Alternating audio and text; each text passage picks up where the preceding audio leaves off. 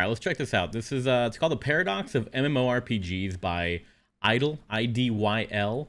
Apparently this is a big problem with MMORPGs right now, and it has a lot of good information. So let's go ahead and check it out. World of Warships, more about them in a little bit. Pregnancy, war, MMORPGs. What do these all have in common? They all require multiple people. But if MMORPG multiplayer, why play MMORPG alone? This is a question philosophers dating back to... So real quick too, the first game that pops into my head when he says massively multiplayer online, why play alone? Final Fantasy. Final Fantasy 14 is the first thing to pop in my head. Trying that game, I felt like I wanted to play with other people, but immediately it made it difficult to do it. You have to go through like this whole tutorial before you can even do anything.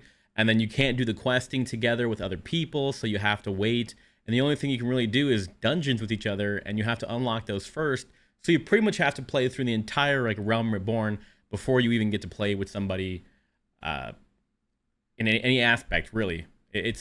I feel that immediately. Ancient Greece have thought about for centuries and even years, and today the topic of playing MMOs solo is still a big point of discussion. I mean, just look at all the videos about it already made. Yeah, I get some people aren't. I'm also going to make a video about it. In the recent past, we've seen tons of solo-oriented game modes added to MMORPGs, usually called solo self-found modes, where you can't group with people, you can't trade with people, you have to earn everything yourself. That is the biggest gripe I have with a lot of, like, especially MMOs. If you don't have trading in your game, for me, it's not worth it. Like, I'm just not gonna play it. I love to trade. I love to have a marketplace to make gold. That's kind of like a big part of the gameplay loop for me.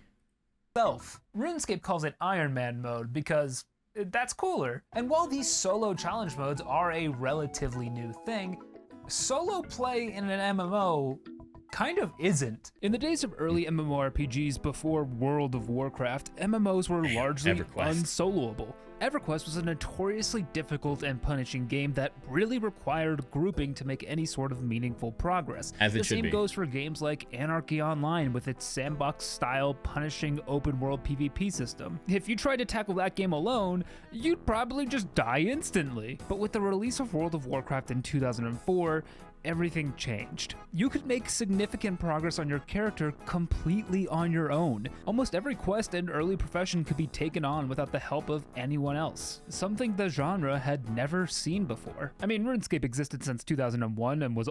I don't mind like being able to do a lot of like leveling solo or like basic gameplay or like just getting yourself to a level where you can play with other people.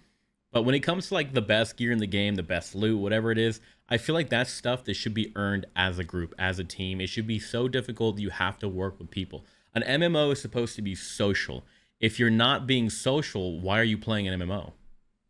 Also a game that you could solo in a lot of ways, but people always seem to forget it, so I'm just gonna forget it too, I guess. World of Warcraft, whether the devs knew it or not, legitimized a valid way to experience MMORPGs that made the genre more accessible than it had ever been. So let me explain why lately, it's been a very bad thing for these games. I want to make one thing clear though. I love playing solo. I would say it's the primary way I experience MMORPGs. Solo players and solo content have a place in MMORPGs. My issue is with the way devs are handling this content.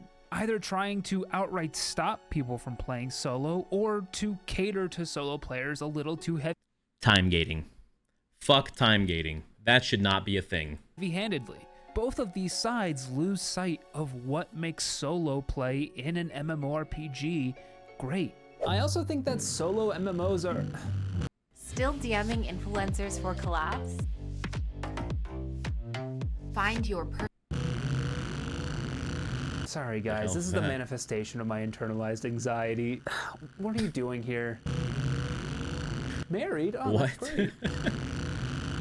What's World of Warships? Oh, it's a freaking ad. No way. Sorry, not to cut you off, but I think it might be easier if you just possess my body and then speak through me. That was a pretty smooth ad. World of Warships is a free-to-play naval warfare simulation game available now on PC and consoles, and they're also the sponsor of today's video. You can download World of Warships right now at the link in the description, and if you use promo code BRAVO at registration, you'll get a huge starter pack full of things like 500 doubloons, 1.5 million credits, 7 days of premium account access, and a free ship once you complete 10 battles. Some people are like obsessed with that game. Sounds really cool. How about I talk about the rest of World of Warships and you don't possess my body? It actually really scares me when you do that. Really creative way to go about an ad. The coolest thing I'm seeing about World of Warships is the new content released every single month. I mean, that's wild. There's things like new ships, new cosmetics, and more, and it's all tied together with these state-of-the-art graphics with dynamic weather, water textures that make the game look like the real deal. Oh, come on, man, don't possess me. Time to join the Discord and see what's going on in there. Dude, when I ask you not to possess me, please don't possess me. Download World of Warships now at the link in the description, and don't forget to use code BRAVO to get all those free goodies I talked about earlier. That was kind of a long ad, too. Why we play alone. It's important that we figure out why people even choose to play solo in the first place. It's a topic that to this day confuses Redditors and forum posters, and those are some of the smartest people. That's exactly what I just said. Why MMO if you like to solo? I prefer playing solo MMORPGs because of other solo players. Sound paradox? Not for me. I do not need guild wars or competition to achieve level X for the need to keep grinding to compete with others in PvP. Well, I don't do PvP, so I don't understand that part. In MMORPGs, I need players thinking the same way as I do, and these usually are solo players. Of course, you could also play an NPC-driven world like Skyrim or Witcher, exactly, but having real untrustful solo players around you makes the world much more alive. Well, again, then you're not playing solo, you're playing with other people. You just don't want to have to rely on them. So this guy is kind of saying the same thing. Like, basically, like, I want people around me to have the real people experience, the social experience, but without having to be dependent on them. And I get that. In the world. Like I said before, this is a well-treaded topic on YouTube, but I keep coming back to this talk at GEC by prolific MMO game designer Damien Schubert. Damien's worked on games ranging from Meridian 59, the first ever 3D MMORPG. He's also worked on The Sims Online, which is one of the MMOs ever made. And at the time of the talk in 2011, he was the lead designer on Star Wars: The Old Republic. Ever heard of it?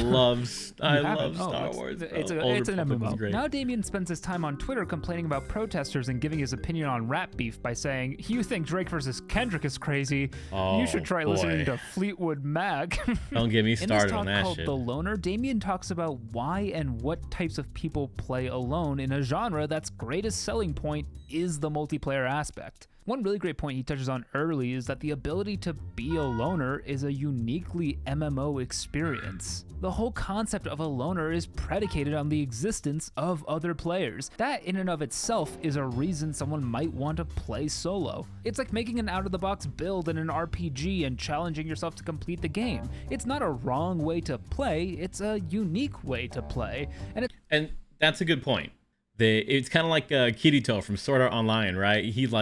Maybe he plays with a group once and then he has a bad experience and he never wants to play with them again, so now he's a solo, and like you want to be the loner, you know. It's like that whole archetype. Yeah, I guess it doesn't make sense to be the loner. You have to be isolated from society, from a group, so it kind of makes sense as to why that's a thing. I don't understand it. I wouldn't want to personally do that. Like, I get sometimes you want to play by yourself just because, you know, you might not be in the mood to talk to people, or maybe you're tired, or you just want to do something really quick and efficiently.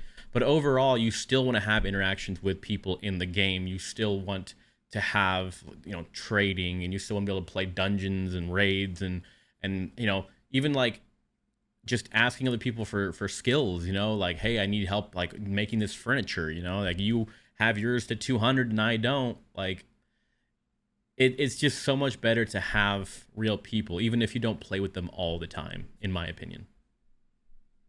It's a cool feeling, even if you prefer playing alone, to see other real people running around playing the same game as you. You can play solo and still feel like you're a part of the community. This type of player is one Damien describes as the soloer, a player who is either challenging themselves or just enjoys the MMORPG for what it is. They enjoy grinding and questing and leveling, and for them, participating in that experience with other players isn't that important. This is just one of 10 types of loners Damien talks about in his talk, but if I went through all of them, I'd have to put Subway surfers on the screen to keep your attention, and I'm not willing to do that. Plus, some of the types of players he talks about are just like, I don't want to call them wrong, but they're just sociopath? Like, interesting. No, I'm not putting Subway surfers back on the screen. Hold on. Let me go back here.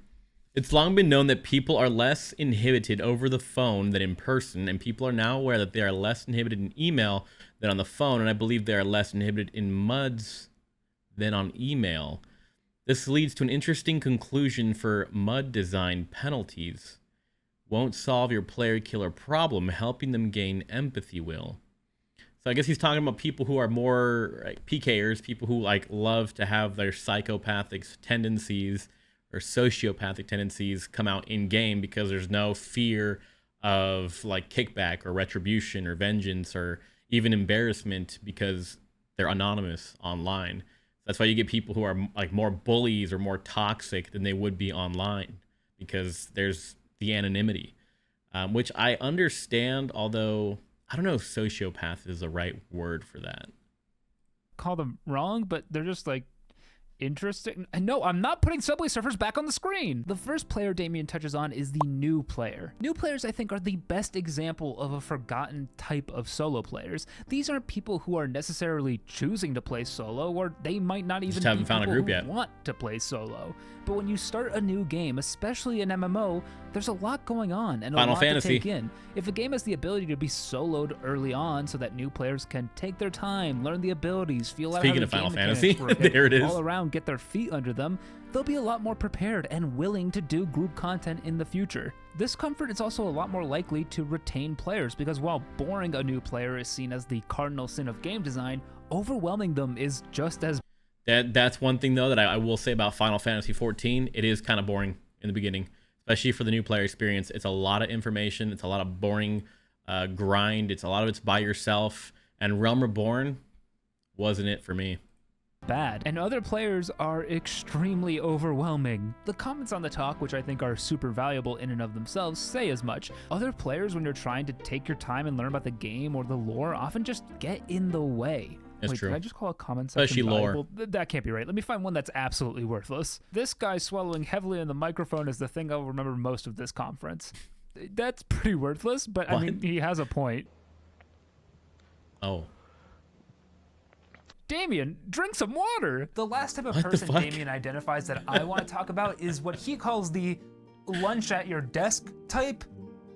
He just means grown-ups. Hey, Future Idol here. I'm being really mean to Damien right now. It's a good talk. Gotta eat. I don't know why I was so rude to him. Over the years, the average MMO player has gotten older, which despite sounding like a stupidly obvious statement, is also true. Like back in the day, there were a bunch of teenagers and people in their early 20s and literal children running around these games. But today, you're not gonna find very many children at all on MMORPGs. That's why the Minecraft YouTubers won't log on. The average MMO player today is much more likely to be a 30-year-old with a full-time job and potentially even a kid or two. And when you have that much real-world responsibility filling up your schedule, it can be hard to find an uninterrupted 2 or 3 hours to do a raid or a group questing session. I mean, hell, it could even be hard to find a 45-minute.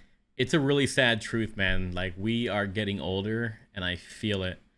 And it is hard even to get people my age, my friends, my group, right? People who are used to, who are gamers, to play games like, you know, New World or Final Fantasy, or like they just don't have the time, the will, like the dedication to try and learn an entire system and everything that's going on and weaknesses and buffs and debuffs. And it's a lot.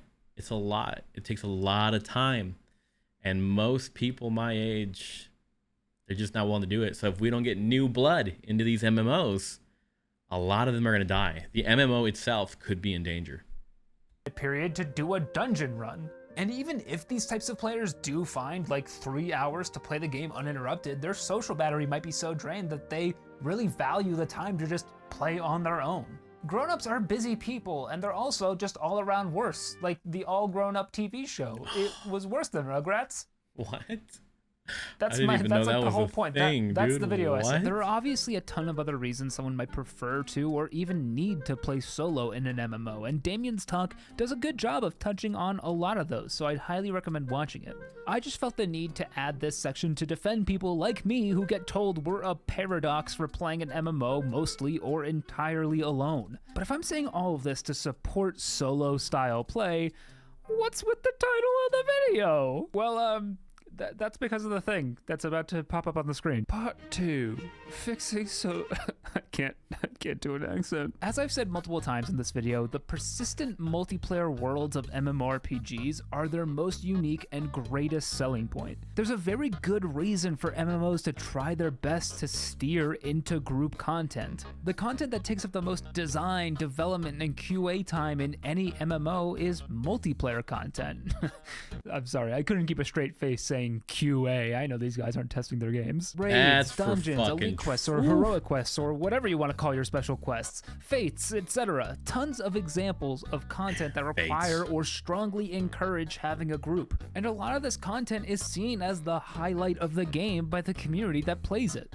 Multiplayer content also has the added benefit of being one of the best ways to convert casual players into hardcore players. This is something else that Damien brings up in his GDC talk. Every player starts off as a casual player, but over time and at their own pace, if everything goes well, they like the game, they'll drift closer and closer to being a hardcore player. And the goal for every MMO and the is game to get starts to cater less and less to them. being hardcore players. Multiplayer content being the best way to create hardcore players isn't really surprising. When you look at a ton of endgame content, which tends to be the multiplayer content, it all lives down here on the spectrum.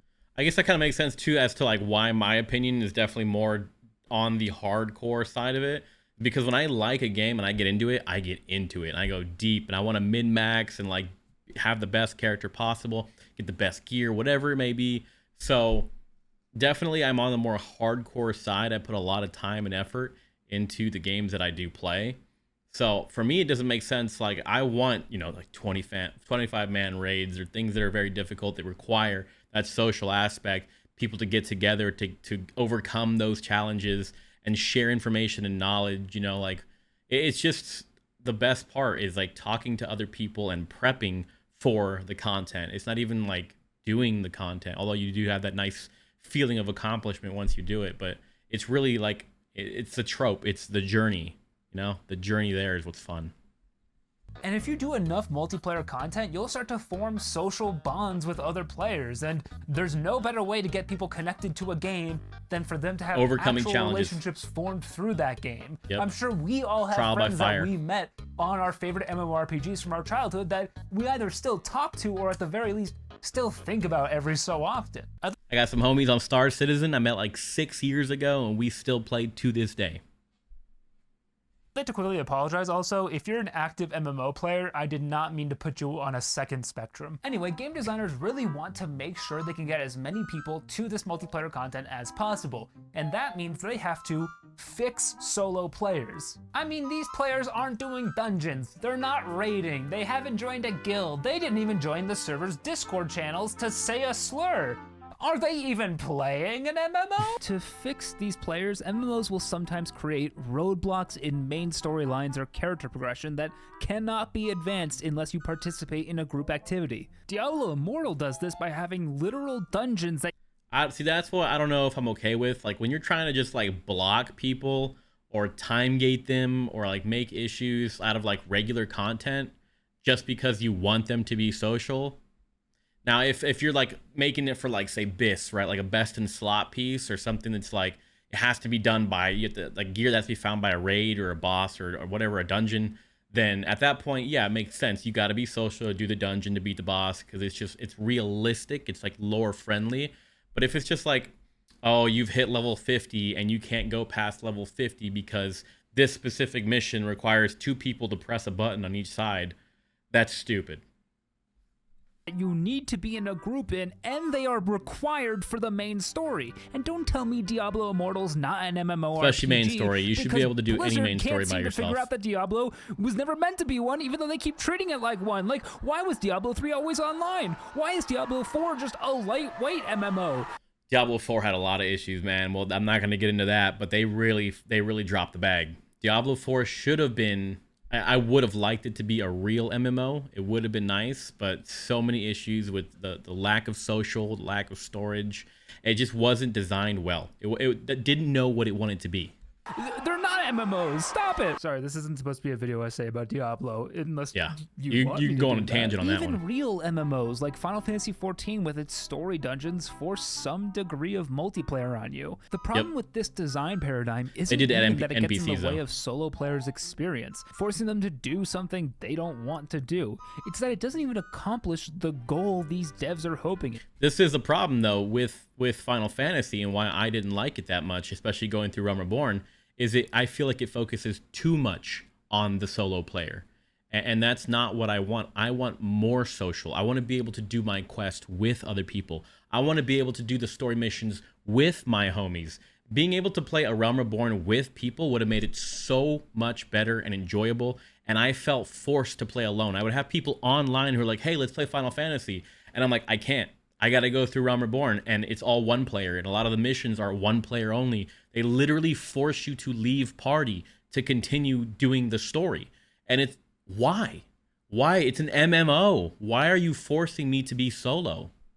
It does. Social bonds are a fast track to creating hardcore players, but throwing players together in a dungeon that uses a group finder tool anyway so they can clear it super fast without ever saying a word to each other is not social. This article I don't have a problem with group finders though. 2020 says as much, but in more detail and better written, despite the fact that he uses the dictionary defines social as line, which is not great, Andy, let's be honest. Andy does do a great job of diving into how social bonds are formed and what makes them meaningful, and comes to the conclusion that you very rarely meet a new friend because you were forced to group with them on a project. These changes all attempt. Well, it's true. Like, have you ever done a group finder in any kind of dungeon or raid?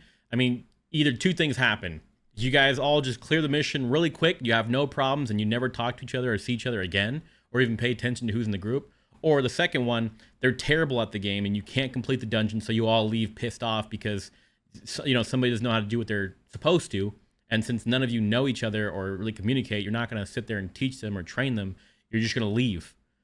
So it's like, it's not social. It's forcing people to play together who normally wouldn't or don't want to play together, and that's not a good design. Like, it should be just finding people naturally in the game because the game is encouraging you to be social, and then running with those people that you run with to complete dungeons and other content. To fix a type of player that isn't broken. Some players just want to play solo. Others will seek out the multiplayer content if you did a good job designing it and designing meaningful but not forceful incentives to participate in it. Forcing them to change how they play the game isn't converting them into a hardcore player. It's converting them into a different game. I'm not trying to say there shouldn't be efforts made to break solo players out of their shell, but forcing them into group content is just not the way to do that. And hey, I see you other MMOs who are bragging about catering to solo players with your content updates. You think you're off the hook on this one, right? You think so? What's with the green screen? Oh, gosh. Part 3, fixing solo play. Because part 2 was fixing solo players, so this is the same, but it's like a theme. Solo players don't need to be fixed. There's nothing wrong with us. But you know what else doesn't need to be fixed? Solo play. New World, baby. Some MMOs have correctly identified that a strong solo player base is almost as, if not just as important as a strong social player base. For that reason, they've made sure to cater new updates to solo players either exclusively or in addition to the standard multiplayer crowd. This is a great thing to do if you're planning a new leveling zone or continent or quest line. Having interesting multiplayer content but making sure there's plenty to do as a solo player as well is great game design that has been done for decades not everyone in the has a genre group at of this friends. point. The problem comes up when the line blurs between multiplayer and solo content. The best example of this, in my opinion, is old school RuneScape. Back in 2017, old school RuneScape got a new piece of content called Raids, and it was touted as the first ever piece of content that really required other players to get best in slot loot. I mean that with all due respect to the Cowfight Queen and to the King Black Dragon, By 2017, they were both soloable and also irrelevant. Eventually, players did find out how to solo this raid, and it's now a very popular thing to do, but it took some time and it's still decently difficult. But with the next raid... And see, that makes sense, right? If something comes out and at first you don't know how to do it, nobody has any information on it, you have to work with people, it is what it is. The people who can do that, they're gonna get there first, they're gonna have advantage. Eventually, people will figure out how to solo it if need be, and then at that point, if you only want to be a solo player, then you're gonna have to get to that level. You're gonna have to be able to solo it. The Theater of Blood, the old school RuneScape team really set out to make the It shouldn't hardest change raid for you, yet, though. and also one that would not be soloable. And while Theater of Blood has been soloed before, it's very, very few players who have ever done it, and it requires a ton of skill and time. Theater of Blood stands as the only piece of content that you're really gonna need to group up with other players to do if you want the loot from it. But with the third raid is when we got an interesting design shift from Jagex, the creators of old school RuneScape. This third raid, called Tombs of a Masket, featured variable difficulty through the invocation system, meaning you could choose what mechanics bosses did and didn't have to make the raid as hard as you wanted to make it. Obviously, this comes with changes in how common loot drops are and what the best drops you can get are. But something else they did that I thought was really weird is that they actually put design considerations in the raid for if you entered solo. Things like making certain rooms just faster to complete if you're alone. So the variable difficulty combined with these design considerations... I don't know if I like that, because then it's going to entice people to do it alone if the dungeon is actually easier to do on your own. So then you're effectively eliminating the MMO part again. You're making it, because people are going to want to min-max. They're going to want to do what's best, right? So if it's faster for me to run it alone, then why would I ever do it with people if I'm going to get the same loot? Means that solo was and is a completely viable way to do this raid, and in some cases it can even be optimal. Is it really the end of the world to have a solo option for a piece of content like this?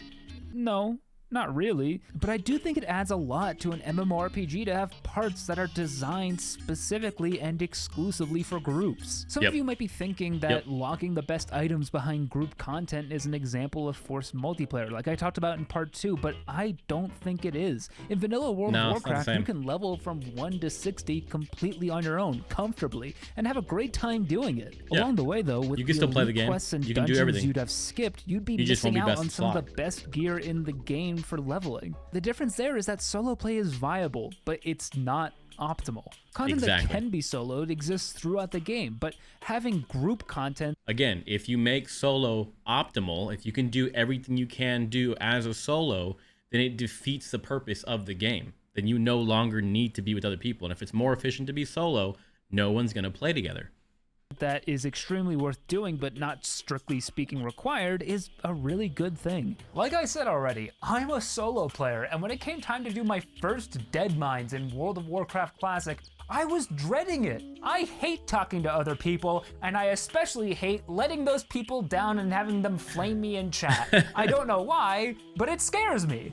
But I really wanted the Cruel Bard from Edwin Van Cleef, and I especially wanted the Tunic of Westfall from the questline that ended in the Dead Mines. And if I really wanted that stuff, I had to just bite the bullet and put myself in a social situation. And what ended up happening is I had a ton of fun. A lot of that fun came from the fact that we had to organize our group through an actual chat system, meaning we had to actually send at least one message to each other. And once you send one message, it gets a lot easier to send a bunch more. So you start joking around with these people, or one of them turns out to be role Oh no, and then you make friends. Wow. playing, and that's fun. I have had some bad experiences in dungeons, but also a lot of my favorite experiences are from grouping up with other people for these dungeons, or for the quests, or for even raids. It's the one time I get to experience the truly exclusive thing an MMORPG can offer me. And all that happened not because I was forced to do it, but because I was sufficiently tempted by good design to do it. I still, to this day, play World of Warcraft primarily solo. It's how I like to level.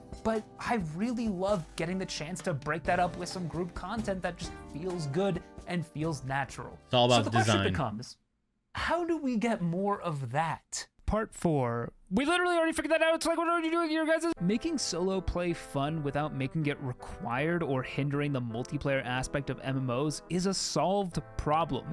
RuneScape solved it. Guild Wars 2 solved it. World of Warcraft solved it. For some reason, these games, old and new, are now trying to force themselves to either be entirely soloable or entirely multiplayer. Solo and multiplayer are not at odds with each other. They're not harming each other. They can and have existed in MMOs for decades. Devs should absolutely continue to consider solo players when designing new content, but they should also remember when multiplayer content fits in best. They're designing an MMO. You need both types of people. You'd be stupid to ignore the M. The analogy I made before about making a bad build in an RPG is exactly how solo play should be viewed. A bad build doesn't need to be balanced and made as good as all the other builds in the game. What's important is that a player who chooses a suboptimal build can enjoy the game and even get to the end of it, even if that means they'll do it slowly.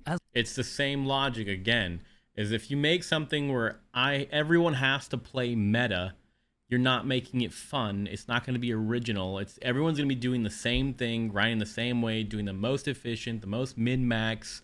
Some people just want to play to have fun. So you can't make it where, if you don't, which I guess World of Warcraft kind of does now, but if you don't have like the best of the best, then you can't be a part of our group. And that's a very fine line to walk, because then that's how people quit, because they're just not gonna fucking do it. As long as it's fun, it's okay. So for the love of fun God, is the key word. Stop forcing me to play in a group to advance your main storyline. I'll group if I want to, or if you've tempted me enough. Until then, storylines blast should the Sonic never be Frontier forced soundtrack through. and kill 25 goblins like a good little gamer boy. Thank you again to World of Warships for sponsoring this video. That was a good Make sure video. to click the link in the description to try it out, and when you register your account, use code BRAVO for tons of free things like 500 doubloons, 1.5 million credits, 7 days of premium access, and a free ship after you complete 10 battles. Hey, that was a really good video. He had a lot of very, very good points. Check him out, guys. It's the paradox of MMORPGs by Idle, and it makes sense, dude. There's a lot of games that are still trying to figure out a problem that shouldn't even be there anymore. It's been done for a long time. You should not be forced to do solo play or to do group play if you don't want to. You should have a choice for both. Storylines, like in Final Fantasy, should be group. A New World does that very well. You can do your story quest together. It counts for everyone in the group. It's just a much, much better way of playing. And I think it's kind of weird that they haven't done that in 2024.